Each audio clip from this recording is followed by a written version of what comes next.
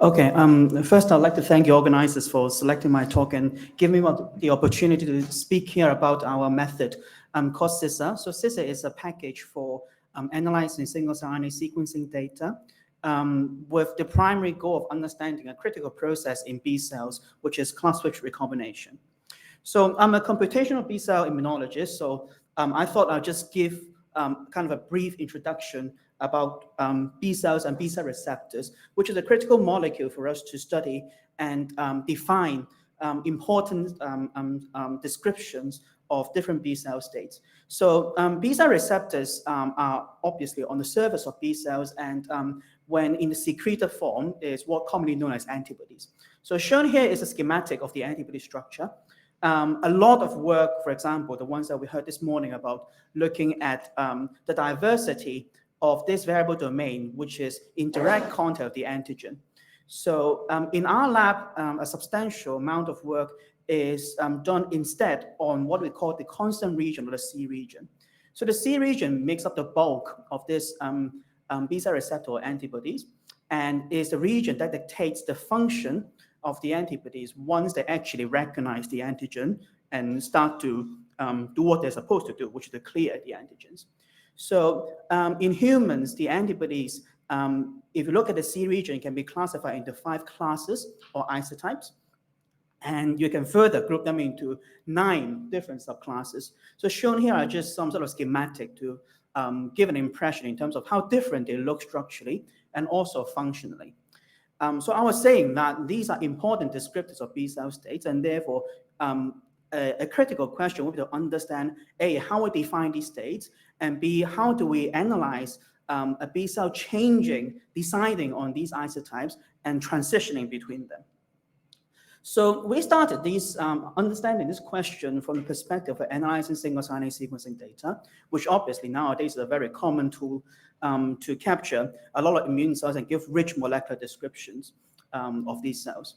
So in the previous talk, we learned about the RNA velocity, so I'm not going to give a detailed introduction of this, but the idea that you study the kinetics of transcriptions and splicing is typically applied in many systems here. So shown here are just some sort of model systems that are typically used in terms of showcasing or validating these velocity methods. You don't have to be an expert in these systems in order to see that these are typically very well-defined developmental biology systems where you have a very clear and defined start state and end state. So in mature lymphocytes, this may not be the case, right? We know, for instance, that a lot of the times these cells often violate the assumptions that are implicitly made in the velocity models. They don't tend to have a lot of splicing, and also the rates of splicing also vary across genes.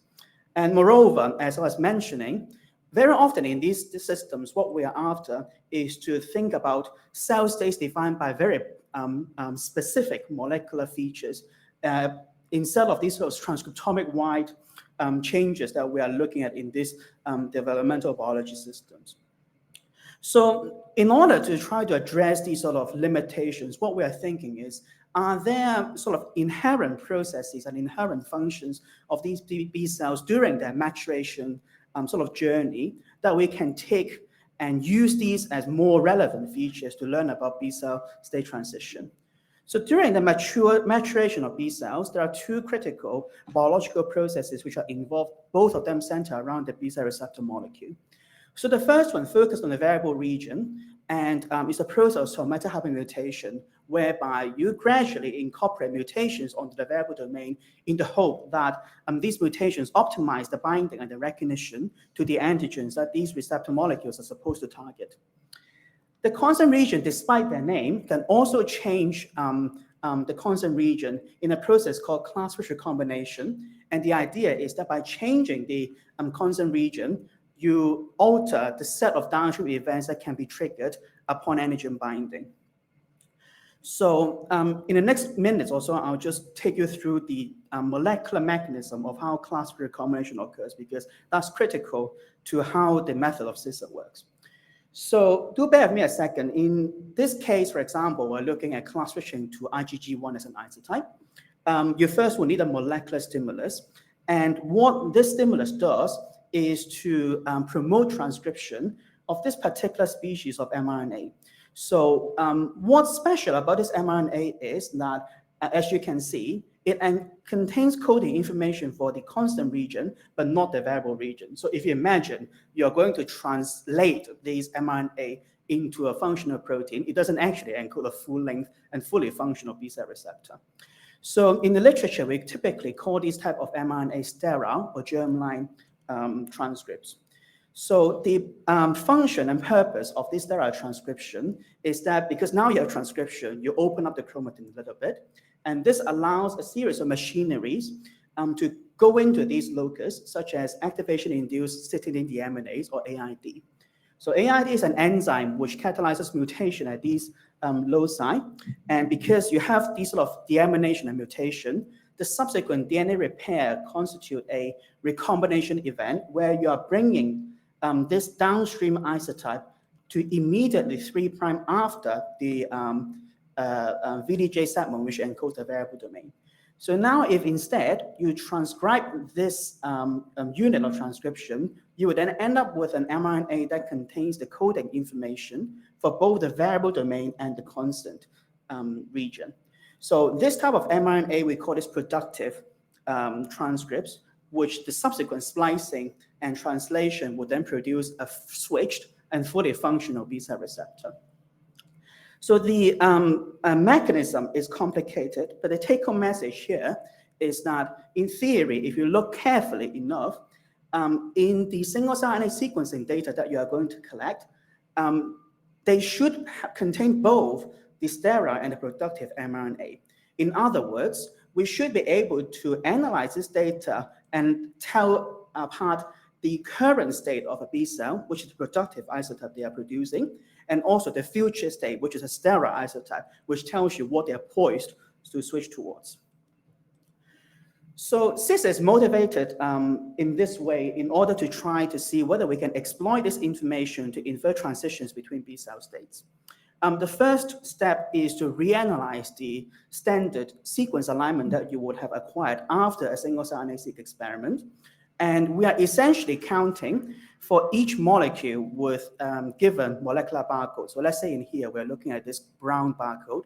As you can see, we have a read support mapping to the constant region and also to the variable VDJ segments. So in other words, I have support and evidence that it covers both the V region and the C region, which means that it's most likely a productive transcript. Whereas if you look, for example, at this one with the light colored barcode, you have read support for the constant region, but also a read mapping to the region 5' to the beginning of the constant. So that probably means that it's a sterile transcript because this 5' region is a hallmark of sterile transcription. So the first step of CSI would be to reanalyze the transcriptomic alignments to tell apart the sterile and the productive transcripts. So just to show you how, in effect, the data look like, this is done in collaboration with the lab of Deborah Walters at the University of Surrey, where we generated single-cell RNA-seq data on peripheral B cells from healthy donors. So we collected these cells, we first phenotypically sort them into these distinct populations and prepare sequencing libraries separately for each population. So this dot plot here shows applying CSI, you can differentiate between the sterile and productive transcripts for every single isotype. And I think you can already start to see it captures some sort of intricacies in terms of the dynamics of class switching, namely that you can have cells, for example, here where you know that there are functionally an IgM molecule on the cell surface, but you can already start to see some of sterile transcription of the isotopes downstream of IgM. And you can see also that as you go along in the stages of B-cell maturation, it gradually moves away from IgM all the way to the switched isotypes. So what we are trying to do now is that now that we can count, but what we ultimately want to do is to use the signal to its fullest in order to infer and build models of B-cell maturation.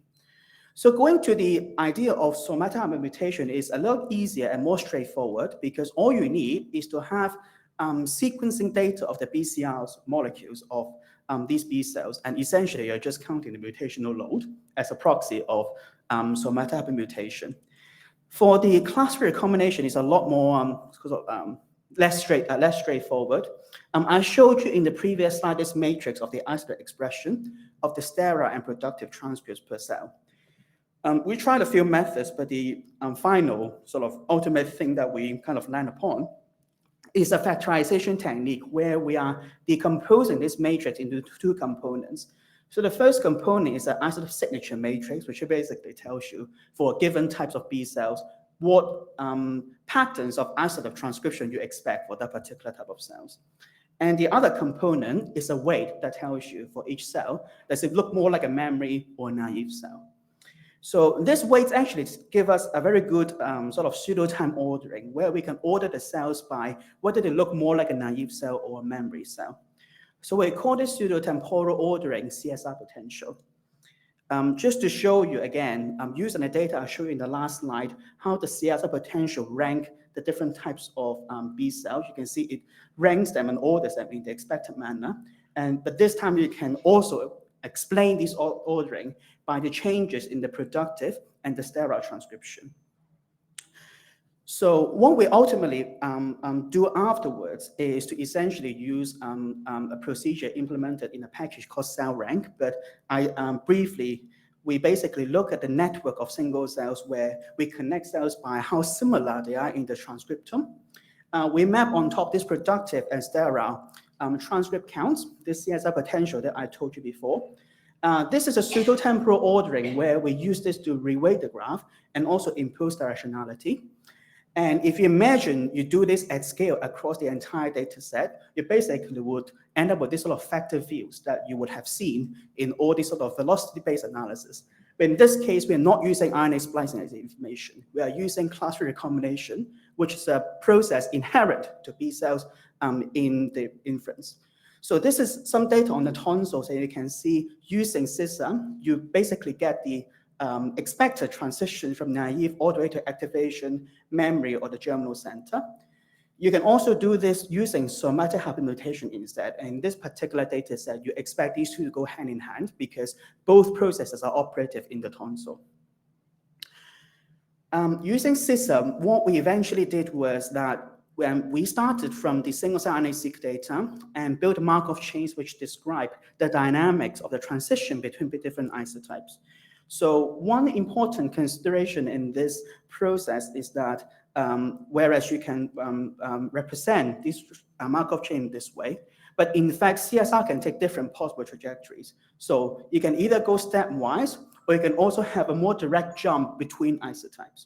So in order to allow this sort of flexibility in our modeling approach, what instead of the normal situations of nominating a maximum likelihood solution in your Markov chain modeling, what we did was to apply a theory called transition path theory, which basically look at all the possible paths in the transition, which is consistent with the Markov state model, and instead to tell you which step is the strongest, which is consistent with the data.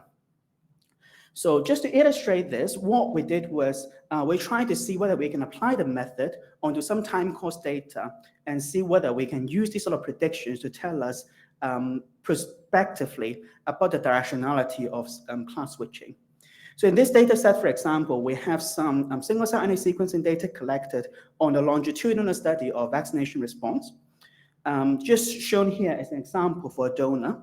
You can see here that between time points, the isolate distribution of the B cells kind of jump from G1 to A1 and then to G2.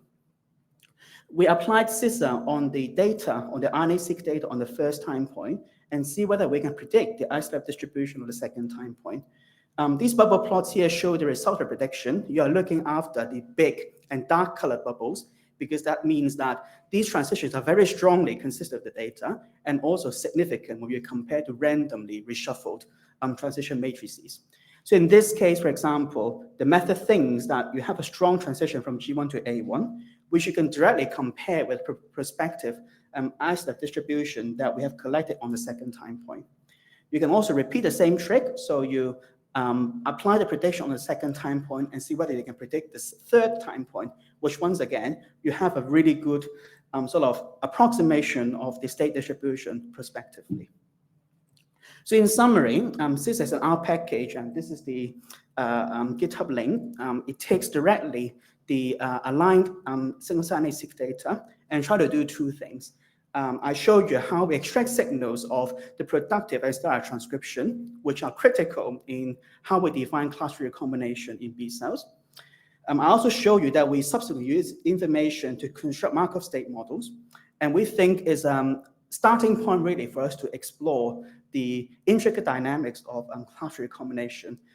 You can predict transition dynamics that I showed you in the last example, but also more importantly, just use it as a general tool to think about and define more properly different types of B cells with different tendencies of class switching. So I'd like to thank people involved in the work. It's a joint effort between two immunology labs, the lab of Claudia Mauri and also of Deborah. And also, I'd like to thank my PI Franca and also everybody else in the lab who contributed to this work. Thank you.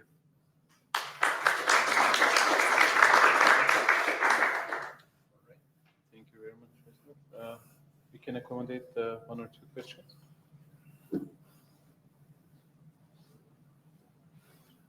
If there are no questions, I can ask. So this is very cool and useful for B cell analysis. As far as I understand, you are generally not requiring to have any BCR, single cell BCR, TCR sequencing coupled, but does that information help you if there is, it's available? It helps. So what we find when we don't have BCR sequencing data was, especially for the productive transcripts where you have the VDJ spliced with the constant region, it's a lot more difficult to define, probably simply because in your RNA library, you don't enrich for these. So our standard way that we do nowadays in the lab is we have parallel libraries of the RNA and the BCR, and then we use the BCR for the productive part. The sterile part is less of a problem. You can easily see a lot of sterile transcript all along, and it doesn't seem to be that much affected also by the sequencing depth of the libraries. So that's the way we approach it now.